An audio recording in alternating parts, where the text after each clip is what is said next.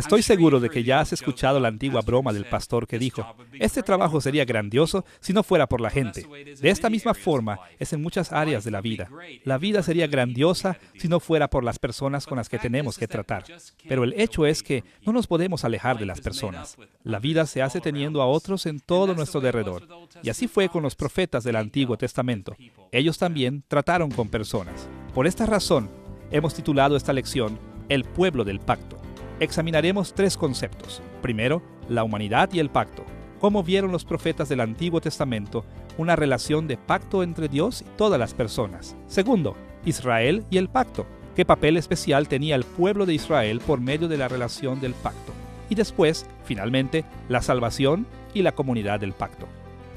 Veamos primero las formas en que los profetas entendieron a toda la humanidad en el pacto con Dios. Si hay algo que sabemos acerca de las personas, es que cada una es diferente de las otras. Venimos de diferentes culturas y tenemos personalidades diferentes. Pero sabemos que hay ciertas cosas que son comunes para toda la gente. Todos sentimos hambre, todos necesitamos un amigo, todos pagamos impuestos. Los profetas sabían que esto era verdad para las personas también. Ellos entendieron que las diferentes naciones de la tierra fueron tratadas de diferente manera por el Señor, porque Dios había escogido a Israel como su pueblo especial. Pero al mismo tiempo, los profetas sabían que Dios también había entrado en un pacto con todas las naciones de la tierra. Vamos a explorar estos pactos universales y cómo los profetas representaron estos pactos a las naciones de la tierra. Aunque diferentes grupos cristianos manejan los pactos de diferente manera, es seguro decir que muchas tradiciones cristianas han visto 5 eventos principales del pacto en el Antiguo Testamento. Estos eventos moldearon significativamente la historia de la Biblia. Dios estableció los pactos entre Él mismo y su pueblo por medio de cabezas representativas. Estos representantes fueron Adán, Noé, Abraham, Moisés y David. Los pactos con Adán y Noé están separados de los otros porque fueron pactos universales. Estos fueron pactos establecidos entre Dios y toda la humanidad. No fueron para un pueblo en particular, sino para toda la gente. Estos establecieron arreglos permanentes entre Dios y cada ser humano. Estos pactos universales les proporcionaron a los profetas orientación teológica importante, en tanto servían como los emisarios del pacto de Dios. Mientras exploramos estos pactos universales, veremos 2 asuntos diferentes. Primero, cuáles fueron las preocupaciones centrales de esos pactos universales, y segundo, cómo dependían los ministerios de los profetas de estos pactos.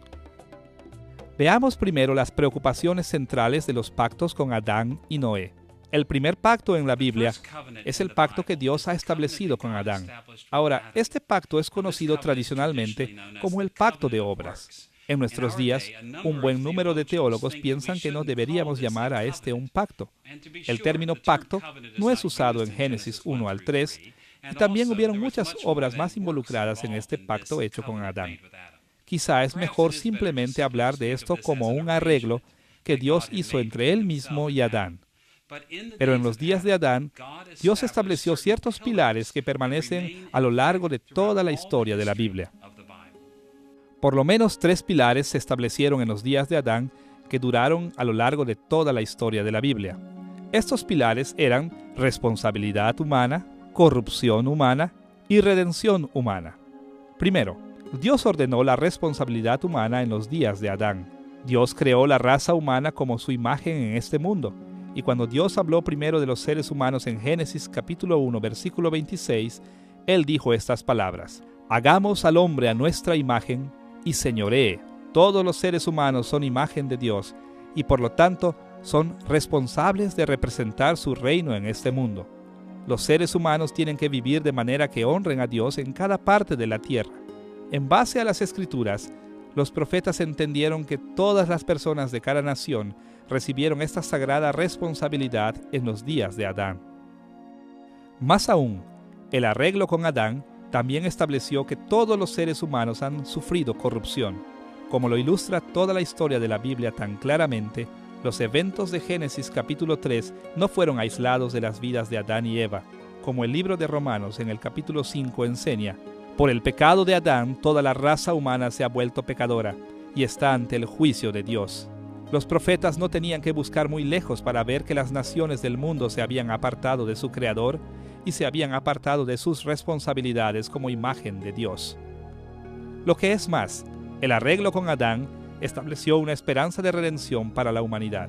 En Génesis capítulo 3, en el versículo 15, Dios maldijo a la maligna serpiente que tentó a Adán y a Eva. Allí Él prometió que un día la simiente de Eva heriría la cabeza de la serpiente.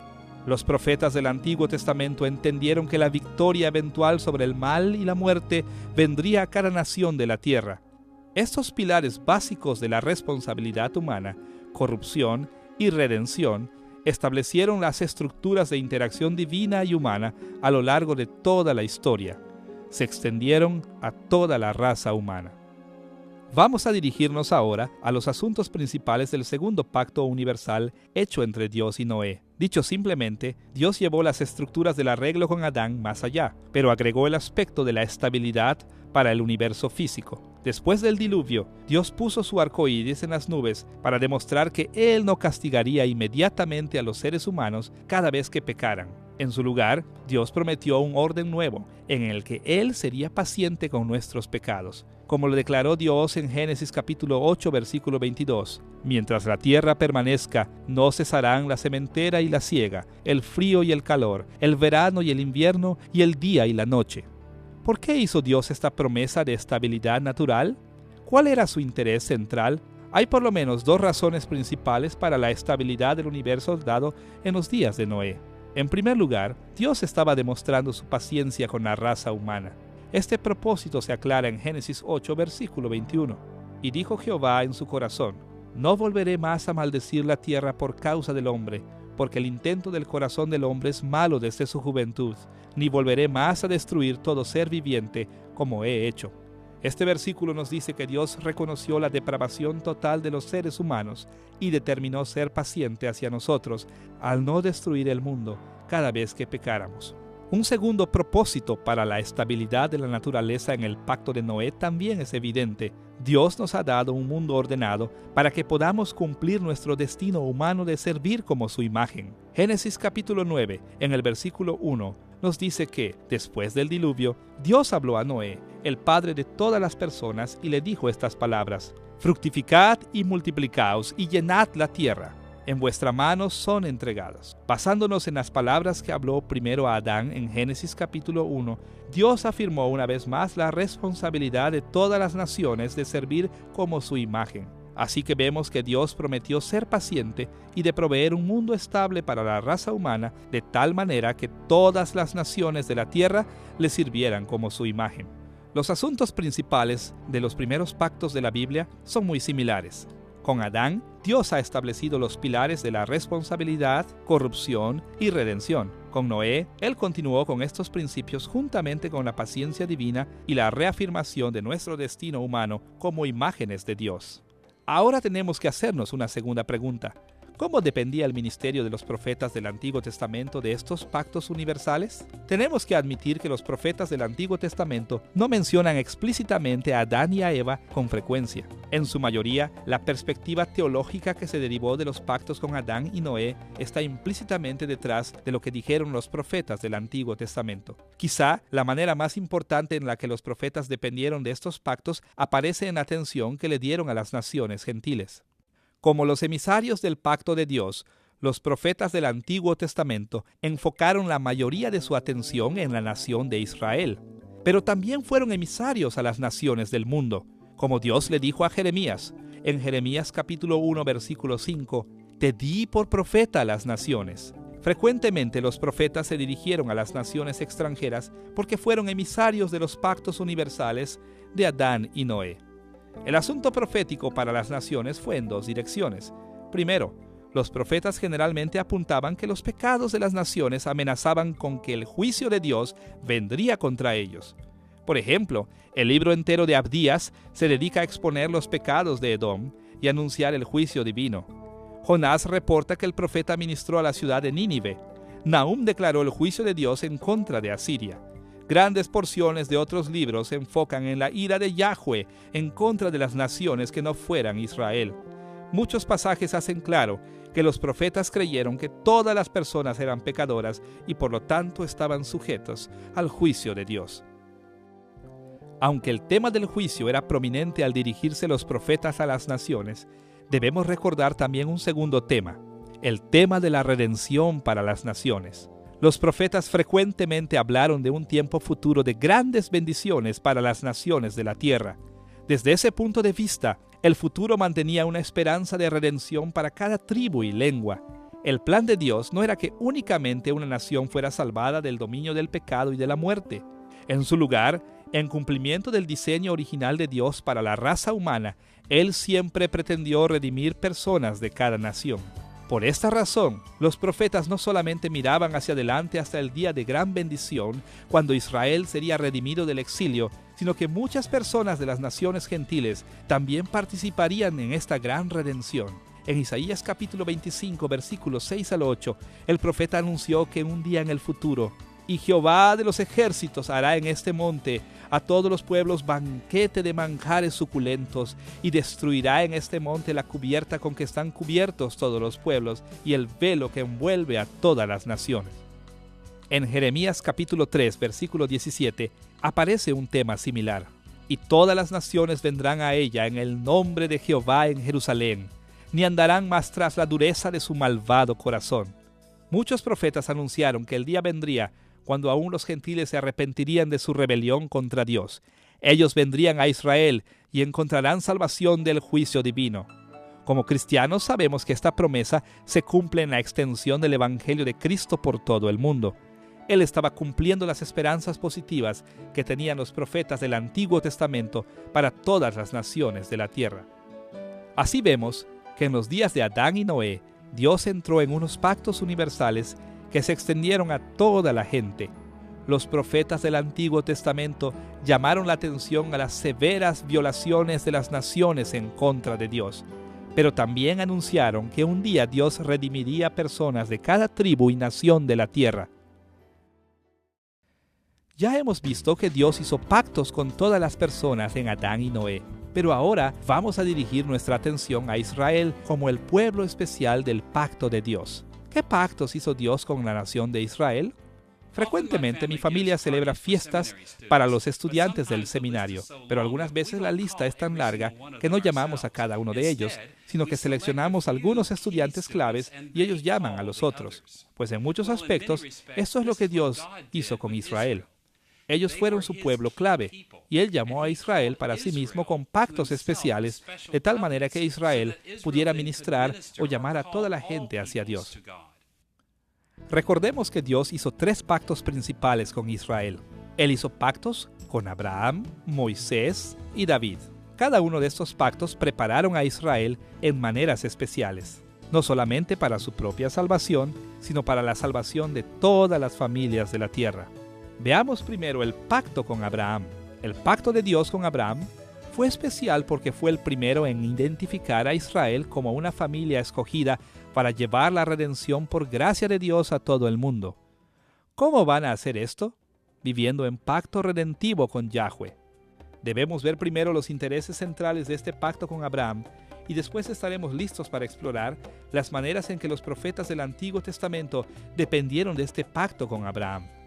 Podemos resumir el pacto abrahámico como uno en el que Dios escogió una nación especial. El establecimiento de Israel como el pueblo escogido de Dios involucró 2 bendiciones principales de Dios a esta nación. Dios prometió a Abraham muchos descendientes y una tierra especial. En Génesis capítulos 15 y 17, el pacto de Dios con Abraham mostró a Israel la manera de multiplicar muchos descendientes y de tomar posesión de un pedacito de la tierra. Esta multiplicación y posesión de una tierra especial tenía que ser el punto de partida para extender el reino de Dios por todo el mundo. De aquí en adelante, los descendientes y la tierra de Abraham tomaron el escenario central en la historia de la Biblia. Hemos visto que se le prometieron a Abraham muchos descendientes y una tierra especial. Y ahora debemos preguntar, ¿cómo confiaban los profetas del Antiguo Testamento en este pacto con Abraham? Una y otra vez los profetas del Antiguo Testamento se basaron en los principios del pacto entre Dios y Abraham. La importancia que tenía este pacto se asume a través de todos los profetas. Ellos hablaron frecuentemente de la promesa de la tierra y de la promesa de una multitud de descendientes. En Isaías capítulo 41, versículo 8, el profeta Isaías se refiere a la nación de Israel de esta manera: descendencia de Abraham, mi amigo. En el pensamiento de Isaías, la nación de Israel en sus días era la que tenía derecho a heredar el pacto con Abraham. De manera similar, Oseas alude al pacto con Abraham. En el capítulo 1, versículo 10, dice que, con todo, será el número de los hijos de Israel como la arena del mar, que no se puede medir ni contar. Las alusiones como estas demuestran que los profetas dependían grandemente del pacto con Abraham. Cuando hablaban acerca de que Dios les daría la tierra a su pueblo o que multiplicaría a sus descendientes, se referían al pacto que Dios hizo con Abraham. Abraham fue mencionado por nombres solamente 7 veces en los profetas del Antiguo Testamento, pero la teología del pacto de Abraham penetraba sus ministerios. El pacto de Abraham fue el primero con la nación de Israel, pero le siguió un segundo pacto, el pacto con Moisés. En nuestros días, el pacto de Moisés no siempre es visto positivamente, pero nada puede estar más alejado de la verdad. El pacto de Moisés juega un papel vital en la redención positiva de la raza humana. Una vez más, debemos echar un vistazo a los intereses centrales del pacto de Moisés y entonces considerar cómo dependieron los profetas del Antiguo Testamento de este pacto. El arreglo con Moisés se enfoca en la ley de Dios. La ley de Dios proporcionó regulaciones que gobernaban la vida de pacto en Israel. Este pacto aparece más explícitamente en Éxodo capítulos 19 al 24, donde el pacto fue iniciado con el libro del pacto y los 10 mandamientos. También aparece en las regulaciones de adoración del libro de Levítico. El libro de Deuteronomio registra la renovación del pacto de Israel cerca de la muerte de Moisés. Dicho simplemente, el pacto de Moisés se enfocó en las regulaciones de la vida del pacto, las leyes que dirigirían a la bendición y maldición de parte del gran soberano divino. ¿Cómo dependían los profetas del pacto con Moisés? Los profetas del Antiguo Testamento estaban profundamente endeudados con Moisés y su ley, ya que ésta proporcionó las normas principales por las que los profetas criticaron a la nación de Israel. Los profetas fiscalizaron según el pacto al recordarle a Israel de su responsabilidad de ser fiel a la ley de Moisés. Como veremos en la siguiente lección, aún las bendiciones y maldiciones específicas que anunciaron los profetas al pueblo de Dios, aún estas vinieron principalmente del pacto con Moisés. Cuando Isaías quería indicar que la gente había sido infiel al Señor, apelaba a la ley de Moisés como el estándar de autoridad. Como dijo en Isaías capítulo 5, versículo 24, «Ellos han rechazado la ley del Señor Todopoderoso». Este tipo de referencia a Moisés y a su ley aparece innumerables veces en los profetas, porque los profetas del Antiguo Testamento fueron emisarios de Dios para exigir cuentas a Israel por las maneras en las que habían violado el pacto con Moisés. El pacto final del Antiguo Testamento dado a Israel como nación fue el pacto con David. El pacto de Abraham se enfocó en los descendientes y en la tierra. Moisés le dio atención a las leyes para vivir en la tierra. Después de Moisés, Dios hizo un pacto especial con David, el rey de Israel. Una vez más, debemos ver los intereses principales de este pacto y después ver cómo los profetas dependieron de él. El pacto con David se enfocó en edificar al pueblo de Dios como un enorme imperio. El pacto con David aparece en el segundo libro de Samuel, capítulo 7, en el Salmo 89 y en el Salmo 132. Estos pasajes aclaran que un aspecto vital del pacto fue el establecimiento de la familia de David como la dinastía permanente sobre el pueblo de Dios. La familia de David ciertamente tuvo problemas y fracasos, pero Dios escogió a esta familia para ser la dinastía sobre su pueblo por siempre. Los descendientes de David establecerían un día un reino de salvación para todo el mundo. Sin necesidad de decirlo, este pacto ofrecía al pueblo de Dios un brillante futuro de victoria y dominio sobre la tierra. Y aún como cristianos de hoy, seguimos a Jesús como nuestro Rey, porque Él fue el gran hijo de David, cuyo reino nunca terminará. Ahora debemos hacernos otra pregunta. ¿Cómo dependían de este pacto con David? Los profetas del Antiguo Testamento frecuentemente se refirieron al pacto con David al ministrar a Israel. En lo que concernía a los profetas, Dios prometió que eventualmente el reino de David sería un reino magnífico a nivel mundial. Ellos creían esto con todas sus fuerzas y predijeron que pasaría algún día en el futuro. En Amós, capítulo 9, versículo 11, el profeta describe los días de la restauración después del exilio de esta manera: En aquel día yo levantaré el tabernáculo caído de David y cerraré sus portillos y levantaré sus ruinas y lo edificaré como en el tiempo pasado. Los profetas muchas veces hablan de esta manera acerca del pacto davídico. Este pacto fue tan importante para ellos que mencionan a David por nombre 34 veces. Seríamos negligentes si no mencionamos que los profetas del Antiguo Testamento también estaban conscientes de un pacto que todavía estaba en su futuro. Me refiero aquí al nuevo pacto con Dios hecho a través de Cristo. ¿Cuáles fueron los intereses principales de este nuevo pacto? El nuevo pacto puede caracterizarse por una palabra: cumplimiento. Todas las promesas dadas al pueblo de Dios en los pactos anteriores con Abraham, Moisés y David iban a realizarse en el período del nuevo pacto. El pueblo de Dios sería numeroso y heredaría la tierra entera. La ley de Moisés será escrita en el corazón y obedecida desde el corazón. El hijo de David reinará en el trono por siempre. ¿Cómo fueron influenciados los profetas por este nuevo pacto? Los profetas del Antiguo Testamento anhelaban el día de este gran pacto. Por ejemplo, Jeremías habló del nuevo pacto en Jeremías capítulo 31, versículo 31. He aquí que vienen días, dice Jehová, en los cuales haré nuevo pacto con la casa de Israel y con la casa de Judá. Jeremías predijo que en los días después del exilio de Israel, Dios renovaría su pacto de maneras dramáticas. El profeta Ezequiel habló de este pacto futuro también. En el capítulo 34, versículo 25, leemos estas palabras: y estableceré con ellos pacto de paz, y daré bendición a ellos. Los profetas ministraron como los emisarios de Dios en anticipación del gran final del pacto por venir. Como aprendemos de los profetas, los veremos anticipando este pacto del Nuevo Testamento una y otra vez. Los pactos que Dios estableció con Israel guiaron a los profetas en todo lo que hicieron. Ellos entendieron que Dios tuvo un papel especial para la nación de Israel y que los pactos con Abraham, Moisés y David y aún el nuevo pacto guiaron a Israel en ese papel especial.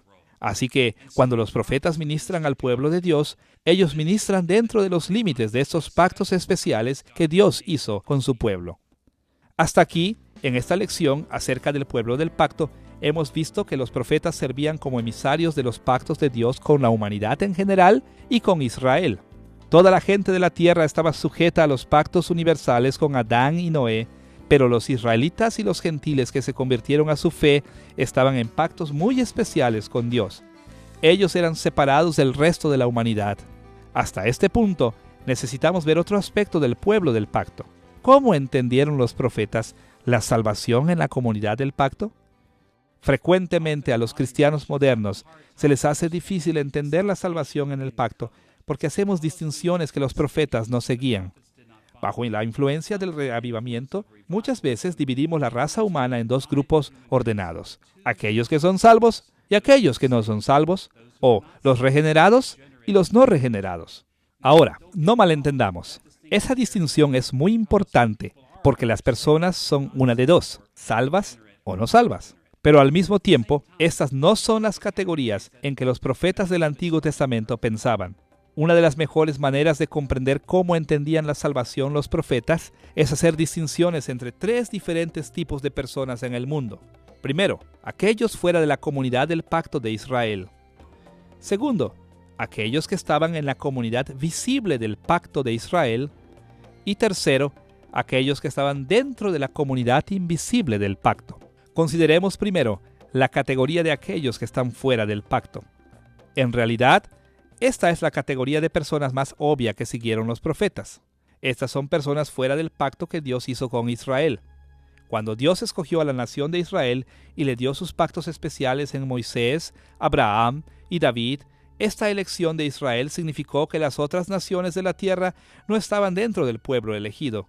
Con raras excepciones de personas como Ruth y Rahab, los gentiles fueron separados del pueblo de Dios y por lo tanto estuvieron fuera de esos pactos especiales con la nación. Como hemos visto, los profetas creyeron que los gentiles estaban atados a los pactos universales de Adán y Noé. Las estructuras básicas de juicio y redención en estos pactos se aplicaban a todas las naciones, pero al mismo tiempo, durante los días del Antiguo Testamento, aquellos que estaban fuera de la comunidad del pacto o fuera de la relación de pacto especial de Israel con Dios, estas personas fueron cortadas de la posibilidad de la salvación. Su pecado les había dejado sin esperanza en el mundo.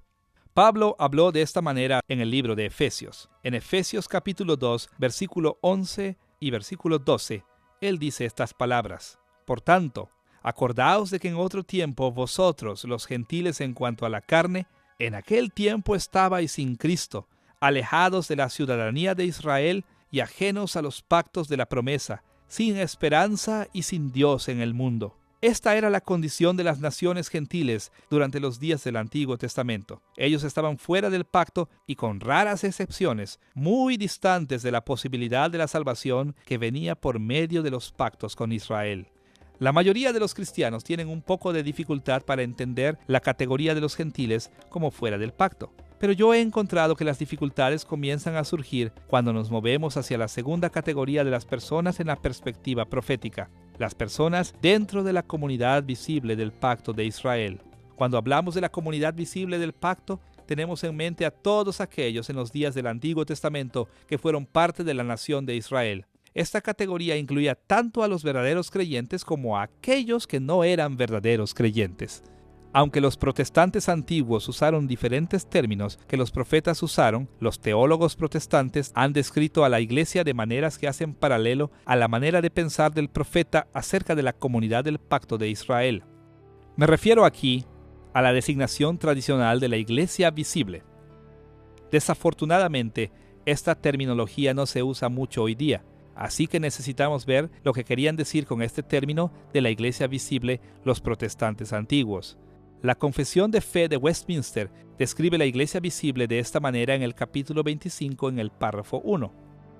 La iglesia visible consiste de todos aquellos por todo el mundo que profesan la verdadera religión y de sus hijos, y es el reino del Señor Jesucristo, la casa y la familia de Dios, fuera de la cual no hay posibilidad ordinaria de salvación. Esta descripción de la iglesia visible nos alerta acerca de dos aspectos de la comunidad visible del pacto. Primero, la iglesia visible incluye más que creyentes verdaderos. Muchas personas que vienen a la iglesia simplemente declaran seguir a Cristo, pero estos creyentes han estado separados del mundo por su asociación de la fe cristiana. Se han hecho miembros de la iglesia, pero todavía no son redimidos eternamente de sus pecados. Más aún, es importante notar los títulos especiales dados a la iglesia visible. Suena extraño para nuestros oídos, pero, de acuerdo a la teología protestante tradicional, la iglesia mezclada con creyentes y no creyentes se le puede llamar correctamente la iglesia, el reino, la casa de Dios y la familia de Dios. En vocabulario cristiano contemporáneo, nosotros reservamos estos títulos para las personas que creemos que son verdaderamente regeneradas y aquellos que están unidos irrevocablemente al cielo. Pero de acuerdo a la teología tradicional, estos términos son títulos generales que abarcan a todo aquel que está en la iglesia visible, sean o no verdaderamente redimidos. Cuando leemos a los profetas del Antiguo Testamento, no es difícil ver que ellos pensaron en modo similar acerca de la nación visible de Israel. Por ejemplo, los primeros capítulos de Oseas presentan un notable contraste de términos usados para describir a la comunidad visible del pacto. En el capítulo 1, versículos 3 al 9, Oseas anuncia grandes maldiciones que vendrían sobre el norte de Israel. Lo hace al darle a sus 3 hijos nombres que predicen maldiciones tremendas. Él nombró a uno Jezreel, recordando la destrucción que se llevó a cabo en Israel en los días de Jehú.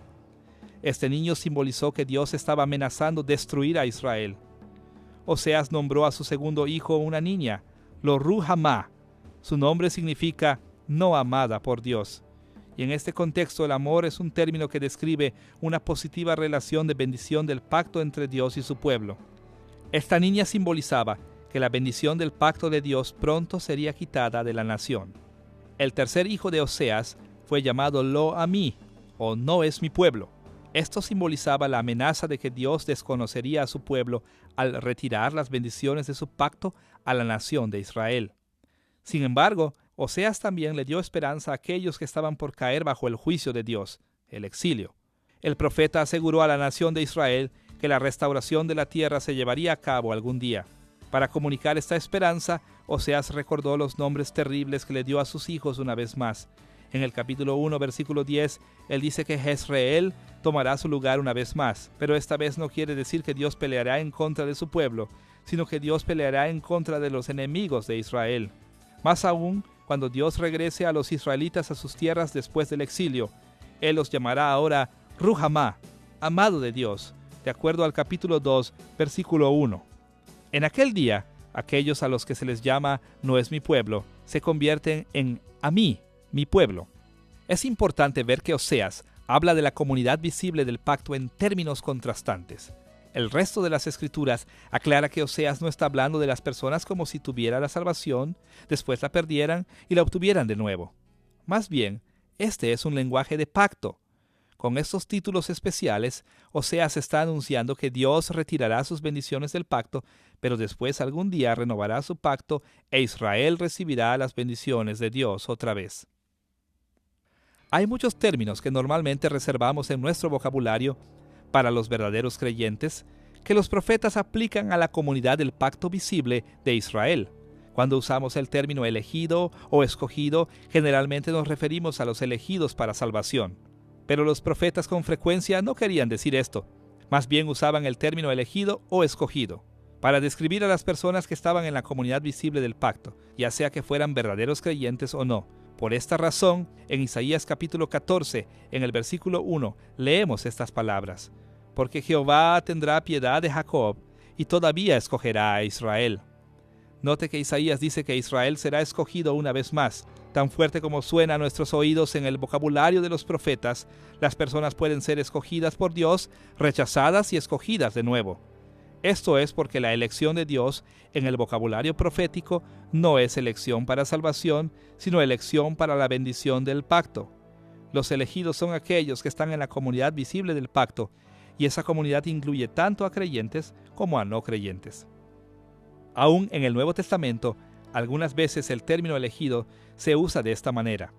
Cuando Jesús dice en Juan capítulo 6, en el versículo 70, ¿no os he escogido yo a vosotros los 12 y uno de vosotros es diablo? Jesús habla del llamado de Judas y los otros apóstoles a una relación especial de bendición del pacto. Él no está hablando de salvación eterna. Ahora llegamos a la tercera categoría de personas con quienes trataron los profetas: la comunidad invisible del pacto. Una vez más, la teología tradicional protestante nos ayuda en esta área.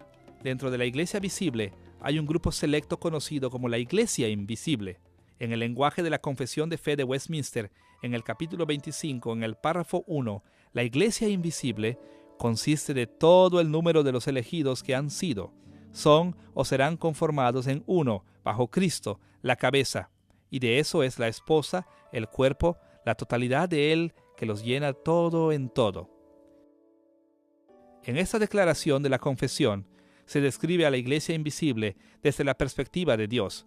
Se define desde una perspectiva eterna como el número completo de seres humanos que vienen a la fe salvadora y que pasarán la eternidad en la bendición de Dios. Desde esta descripción de la iglesia invisible podemos ver por lo menos dos ideas básicas. Primero, la iglesia invisible está formada únicamente de creyentes verdaderos. Estos verdaderos creyentes están dentro de la iglesia visible, pero han ejercido la fe salvadora y como resultado entran en la comunidad más pequeña de la iglesia invisible. Segundo, podemos ver que la iglesia invisible tiene un destino seguro de salvación. Debido a que estas personas han dado sus corazones al servicio de Cristo, su salvación estará segura hasta el fin. El apóstol Pablo apuntó a este tipo de distinción entre la comunidad visible e invisible del pacto aún dentro de la nación de Israel. En el capítulo 9 de Romanos, versículos 6 y 7, él dice estas palabras: porque no todos los que descienden de Israel son israelitas, ni por ser descendientes de Abraham son todos hijos. La idea de Pablo es esta: ser un hijo físico de Abraham le puede introducir a la nación de Israel, pero no es suficiente para traer la salvación. Un verdadero hijo de Abraham debe tener fe salvadora como Abraham. Por esta razón, Podemos hablar de un Israel dentro de Israel, un pueblo invisible, redimido por Dios dentro de la comunidad visible del pueblo de Dios. Esta idea de la iglesia invisible es análoga al pensamiento de los profetas del Antiguo Testamento. Ellos veían a la nación de Israel y creían que había una comunidad invisible del pacto. Algunas personas dentro de la nación de Israel siempre eran fieles. Ellos eran el remanente fiel porque habían ejercido la fe salvadora. Sus destinos eternos estaban seguros, aun cuando la nación como un todo pasaba por tiempos de juicio terrible. Esta distinción de un pueblo redimido dentro de la comunidad visible del pacto se hace clara en un buen número de pasajes en los profetas. Una y otra vez, los profetas distinguían entre los israelitas que estaban solo externamente en la comunidad visible del pacto de aquellos que se arrepentían genuinamente y estaban entre los verdaderos creyentes invisibles, cuyos destinos estaban eternamente fijos. En Jeremías capítulo 4, en el versículo 4, leemos estas palabras que se dirigían a la nación visible de Judá. Circuncidaos a Jehová y quitad el prepucio de vuestro corazón, varones de Judá y moradores de Jerusalén, no sea que mi ira salga como fuego. Cuando Jeremías ministró a la nación de Judá, todos los hombres de Israel habían sido circuncidados físicamente. Ellos y sus familias estaban en la comunidad visible del pacto. Sin embargo, Jeremías sabía que el corazón de la mayoría de la gente de Judá no estaba bien con Dios. Así que los exhortó a salvarse de la ira de Dios al circuncidar sus corazones por medio de la fe salvadora. El profeta Ezequiel también ilustra esta distinción muy claramente. En Ezequiel capítulo 18, versículo 31 dice esto: Echad de vosotros todas vuestras transgresiones con las que habéis pecado, y haceos un corazón nuevo y un espíritu nuevo. ¿Por qué moriréis, casa de Israel? Ezequiel habló a personas que eran hijos de Israel, pero esto no necesariamente quería decir que eran personas redimidas. Por esta razón, el profeta llama a un profundo y sincero arrepentimiento del corazón. Cada vez que leamos a los profetas del Antiguo Testamento, debemos recordar siempre el modo en que ellos entendían la salvación en relación con el pacto. Estar en el pacto no era lo mismo que ser redimido o ser salvo eternamente. Cuando los profetas del Antiguo Testamento categorizaron a las personas, ellos pensaron primero en los gentiles que estaban fuera de la nación visible de Israel. Estas personas estaban perdidas a menos que vinieran a Israel y encontraran la salvación en su Dios. Los profetas sabían que la nación visible de Israel era muy especial ante los ojos de Dios. Consistía en todos los hijos físicos de Israel y en cualquier gentil que se había asociado estrechamente con la religión de Israel. Esta comunidad visible del pacto tenía tanto creyentes verdaderos como no creyentes, pero aún así era una comunidad escogida para disfrutar las bendiciones y las responsabilidades de los pactos con Abraham, Moisés y David. Esta era la arena donde el pueblo encontraría la salvación. Más aún, una tercera categoría también dominó el pensamiento de los profetas. Los profetas sabían que, dentro de la nación de Israel, había una comunidad invisible. Esta era el remanente justo del pueblo de Dios, los fieles que creyeron verdaderamente. Y aunque pasarían tiempos difíciles y el remanente con frecuencia estaba lejos de ser perfecto, aún así ellos habían confiado en Yahweh como Abraham y habían sido justificados por su fe únicamente. Siempre que leamos a los profetas, debemos tener en mente estas distinciones: aquellos fuera del pacto, la nación visible del pacto y el pueblo invisible del pacto. Podemos evitar mucha confusión y podemos obtener tremendas perspectivas del mensaje de los profetas si nunca olvidamos estas tres distinciones. En esta lección hemos tocado varios temas relacionados con el modo en que los profetas entendieron al pueblo del pacto. Todo el pueblo estaba unido al Señor por medio de los pactos con Adán y Noé. Pero después, Israel tuvo una relación especial con Dios debido a los pactos con Abraham, Moisés y David, e incluso el nuevo pacto en Cristo. Y notamos también después que los profetas hicieron distinciones que nosotros no hacemos con frecuencia. Ellos pensaron en términos de tres tipos de personas en el mundo: aquellos que estaban fuera del pacto, aquellos que participaban del pacto y después aquellos que eran creyentes verdaderos dentro del pacto. En tanto recordemos estas distinciones y cómo entendían los profetas al pueblo de Dios, estaremos capacitados para entender y aplicar la palabra profética también a nuestros días.